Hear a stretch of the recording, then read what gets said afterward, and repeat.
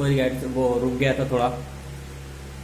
तो मैं ये क्वेश्चन बता रहा था, देखिए मैंने कहा था कि सिद्ध करें कि X square into A plus B का A square plus B square cos 1 plus 2x into A C plus B D दोनों ब्रैकेट 1 प्लस सी स्क्वायर और plus D square equal to 0। ये एक द्विघात समीकरण है। कह रहा है कि बताइए क्या वास्तविक तो इसके मूल होंगे कि नहीं होंगे, सॉरी दिखाइए का वास्तविक मूल नहीं है, ये बताना है कि वास्तविक मूल नहीं है। देखो भाई, वास्तविक मूल नहीं होने का मतलब होता है कि जो उसका बी स्क्वायर माइनस और ए सी फाइंड करते हैं उसकी वैल्यू जो है 0 से छोटा आना चाहिए, मतलब ऋणात्मक आना चाहिए। हमने इसमें से ए निकाल लिया, ए की वैल्यू ये हो गया, बी की value 2 into A C plus B D ये हो गया, सी की वैल्यू आपका सी स्क्वायर प्लस डी स्क्वायर हो गया।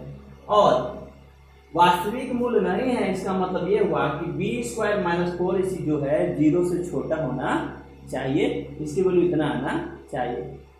जो हम रखेंगे 0 से छोटा आने का मतलब ये हुआ कि ऋणात्मक आना चाहिए। तो b की वैल्यू क्या है, b की वैल्यू आपका 2, b की जो वैल्यू है 2 into A C plus B D का ये होल स्क्वायर हो जाएगा। 4 a का मान क्या है, a का मान आपका है A square plus B D square है। हाँ, 4a का मान 4a और c का मान क्या है, c square plus A D square है ना। हल करेंगे तो ये हो जाएगा 4 हो जाएगा, हाँ 4 हो जाएगा इंटू। अब ये देखिए या a प्लस b के होल स्क्वायर तो तोड़ेंगे, a square c square b square plus 2acb ये हो गया, माइनस इसको हल करेंगे तो वही काम करेंगे, क्या इनको इनको पहले मल्टीप्लाई कर लेंगे 4 इंटू, फिर ये a square c square plus a square b square, ठीक है, a square c square plus a square d square plus b square c square और फिर प्लस b स्क्वायर और ये b स्क्वायर हुआ, माइनस का अंदर गुणा कर दीजिए, इसको भी अंदर गुणा कर दीजिए, 4a square c square plus ये b स्क्वायर प्लस ये 2ac bd हो जाएगा। अब 4 का 4a स्क्वायर c स्क्वायर ये माइनस 4a स्क्वायर, एक मिनट सुनिए, 4 और 4 टू जा 8 हो जाएगा, 4 टू जा 8 हो जाएगा, और 4a स्क्वायर c स्क्वायर के लिए प्लस ये हो जाएगा आपका माइनस और प्लस का गुणा जो होता है माइनस होता है, तो minus 4a square b square हो जाएगा। फिर इसका इसमें मल्टीप्लाई करेंगे तो ये हो जाएगा आपका minus 4b square c square हो जाएगा, फिर ये माइनस 4b स्क्वायर और ये b स्क्वायर हो जाएगा, ठीक, इतना होगा। अब क्या होगा, अब 4a स्क्वायर c स्क्वायर ये किस में है, अब बराबर होगा 0, इसमें है, इसके भी बराबर होगा 0, इसके भी मतलब बराबर 0 कर देते हैं, एक 0 क्यों करेंगे, हम हल करते जा रहे हैं, यहाँ से हल करेंगे, 0 नहीं करेंगे। हल करने के बाद जो मान आएगा वो मान यहाँ पे देखा जाएगा कि ये जो d आ रहा है, यह d की जो वैल्यू आ रही है वह कितना आ रहा है, ठीक है, a स्क्वायर हो गया। अच्छा, फिर यहाँ पे b स्क्वायर a स्क्वायर है, तो b स्क्वायर a स्क्वायर यहाँ पे देखिए 4 था, तो यहाँ पर भी आपका 4 हो जाएगा, इससे b स्क्वायर ये कर जाएगा, ठीक। अब a c b c है, हाँ तो इसमें भी मल्टीप्लाई होते, इसमें भी तो होगा, यहाँ पर भी तो होगा मल्टीप्लाई। अब 8acbc है, acbd है, acbd है, सॉरी मार्कर थोड़ा डिस्टर्ब कर रहा है, acbd है, तो अब यहाँ पर 4 है, 2 तो कट गए, एक ये कट गया, फिर b स्क्वायर d स्क्वायर कहीं है, b स्क्वायर d स्क्वायर ये कट गए, इससे ये कट गया, a स्क्वायर c स्क्वायर जो है इससे ये कट गए। अब बचा क्या, बचा 8acbd माइनस ये क्या बचा 4a square d square minus 4b square और c स्क्वायर बचा। ये देखिए हम इसमें से 4 कॉमन कर लेंगे, कुछ भी करेंगे तो इसकी जो वैल्यू आएगी वह ऋणात्मक ही आएगा, यानी डी का मान जो आएगा, जो यहाँ पे डी का वैल्यू आएगा वह ऋणात्मक आएगा। और जब ऋणात्मक आएगा तो इसको कहेंगे कि यह मूल यानी डी का मान 0 छोटा है, अतः जो मूल होंगे, मूल क्या होंगे, अवास्तविक होंगे। क्या होंगे, अवास्तविक होंगे, है ना। जो उसके मान होंगे वो मान इसके जो होंगे अवास्तविक होंगे। हाँ, जैसे मान लीजिए इसको हम सॉल्व करेंगे, ये दोनों स्क्वायर में है, सॉल्व करेंगे तो नेगेटिव वैल्यू आएगी, तो नेगेटिव वैल्यू आएगा तो क्या हो जाएगा, हम ये बोलेंगे कि डी का मान ऋणात्मक है, तो डी का मान जब ऋणात्मक आएगा तो यानी डी 0 से छोटा हुआ, 0 से छोटा होने का मतलब क्या है, इसके मूल अवास्तविक है, यानी वास्तविक मूल नहीं है, ये बोल देंगे। ठीक है, अब आते हैं हम लोग दोस्तों उस क्वेश्चन पे, क्या बोलते हैं, वर्ड्स प्रॉब्लम पे। जो वर्ड्स प्रॉब्लम है आपके उस पे आते हैं। हमने आप लोगों को एक होमवर्क दिया है, जो भी हमारे बच्चे, जो गायत्री कोई संस्थान के बच्चे इसको देख रहे हैं, इस वीडियो को, उनको ये गुजारिश है कि उसको जल्दी सॉल्व करें, और फिर जैसे सॉल्व करें हमें ये सूचित करें कि इससे सॉल्व हो गया है होमवर्क, और फिर हम आपको अगला क्वेश्चन जो है, ऐसे करके हम अपने एग्जाम आने तक, यानी कि हाई स्कूल एग्जाम आने तक 85 क्वेश्चंस सभी सब्जेक्टों का करा देंगे, जो पिछले साल मैंने कराया था, और मेरे यहाँ का रिजल्ट भी देखे थे, अच्छा ही रहा था। इस बार भी सभी लड़के टॉप क्लास पे हैं। ठीक है,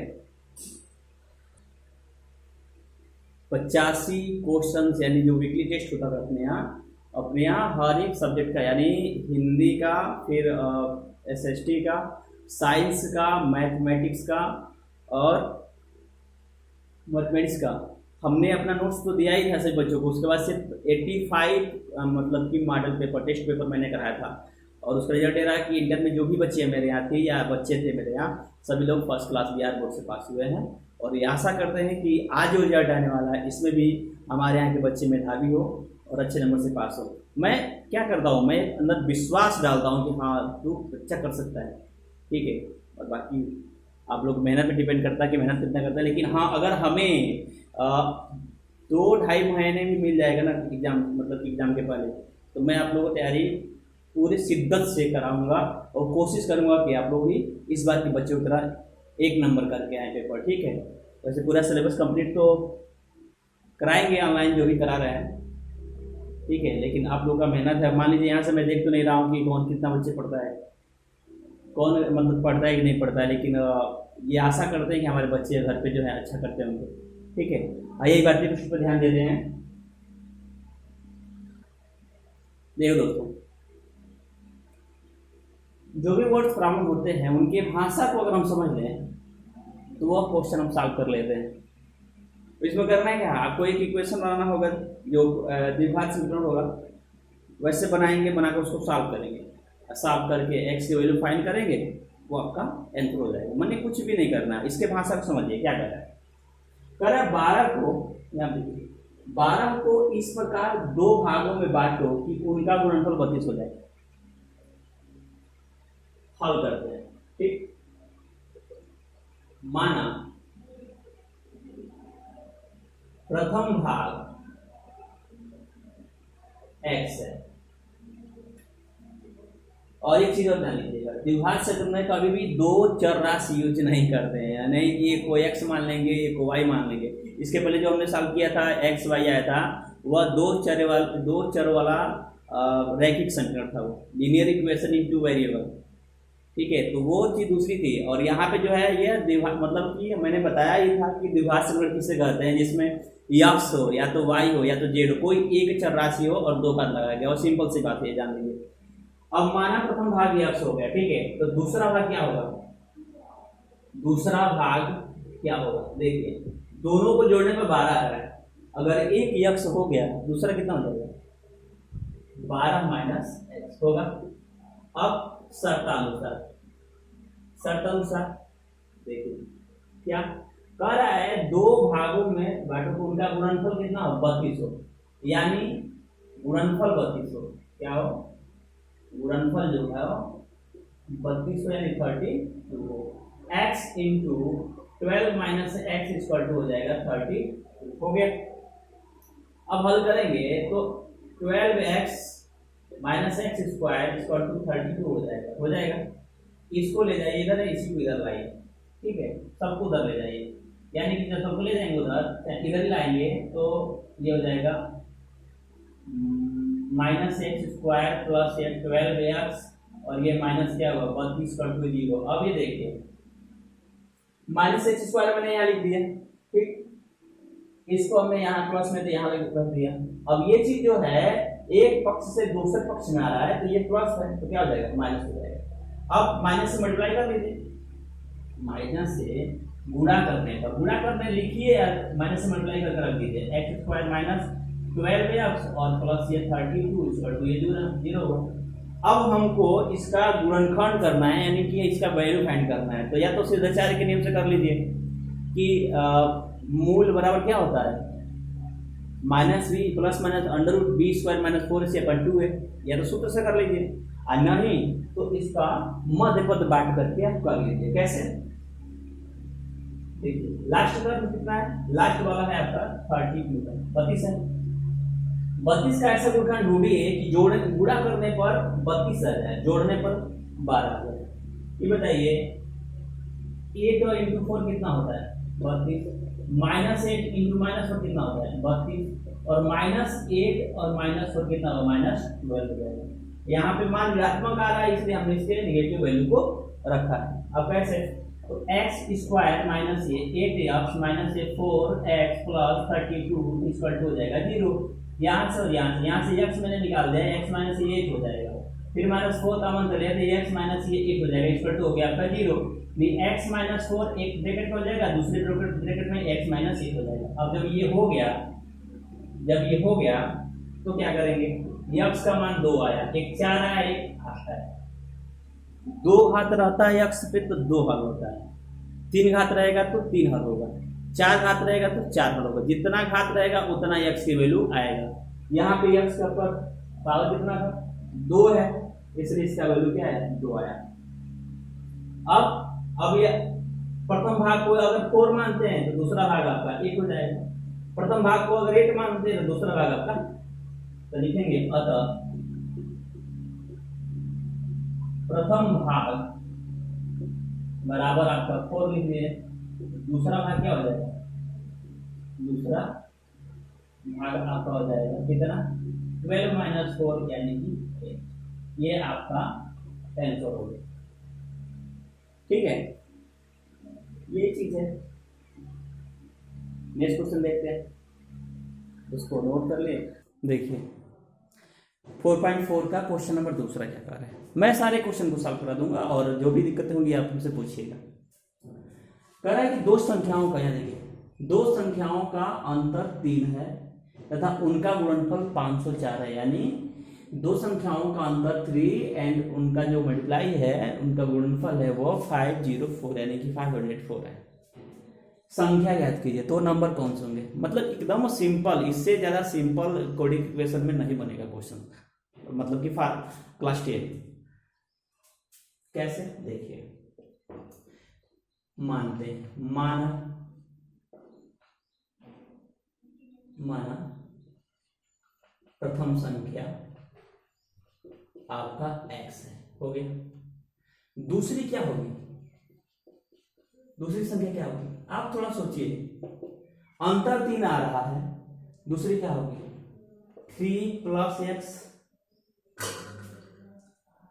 होगा, क्योंकि इसमें से इसको अगर माइनस करते हैं या इसमें से इसको माइनस करते हैं, इसी में से इसको माइनस करते हैं तो क्या हो जाएगा, x प्लस 3 लिखिए या 3 प्लस x लिखिए, बात एक ही है, तो 3 प्लस x हो जाएगा, ये x प्लस 3 कर लीजिए, कोई दिक्कत नहीं। अब इसमें से इसको माइनस करेंगे तो खत्म हो जाएगा, 3 आएगा। कह रहा है उनका गुणनफल, यानी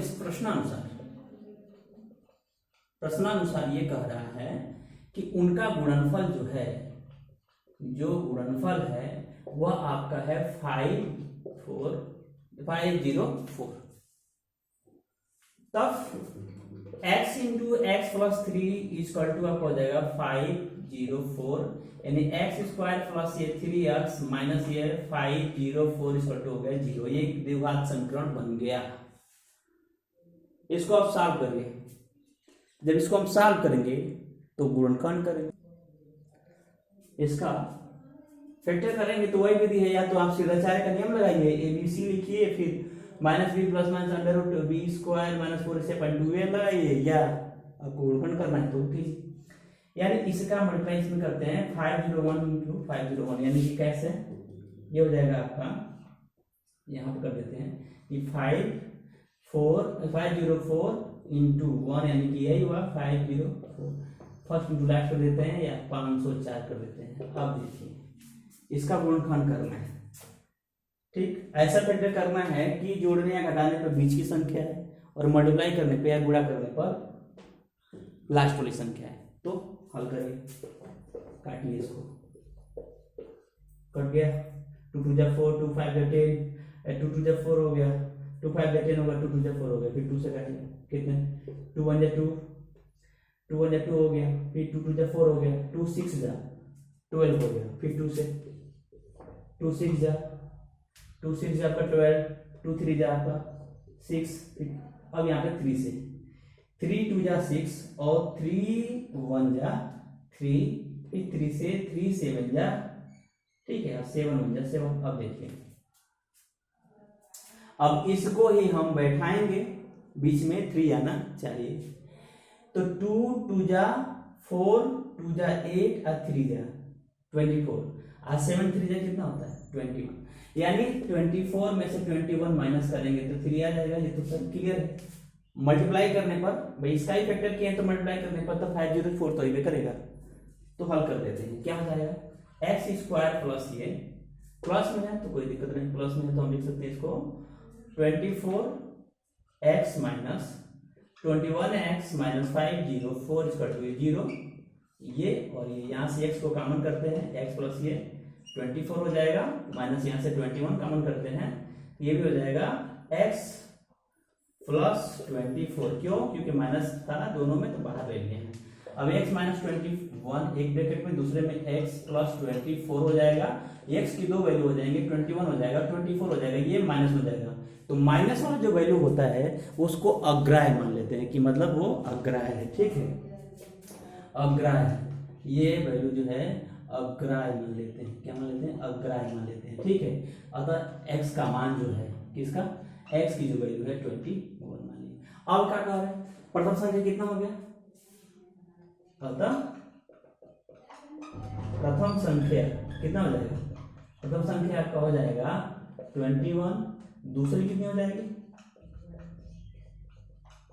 दूसरी संख्या आपका हो जाएगा 21 प्लस 3 मतलब 24, ठीक है, यही चीज है। और आई होप आप लोग सॉल्व करिएगा, जो दिक्कत होगी आप हमसे पूछ लीजिएगा, ठीक है।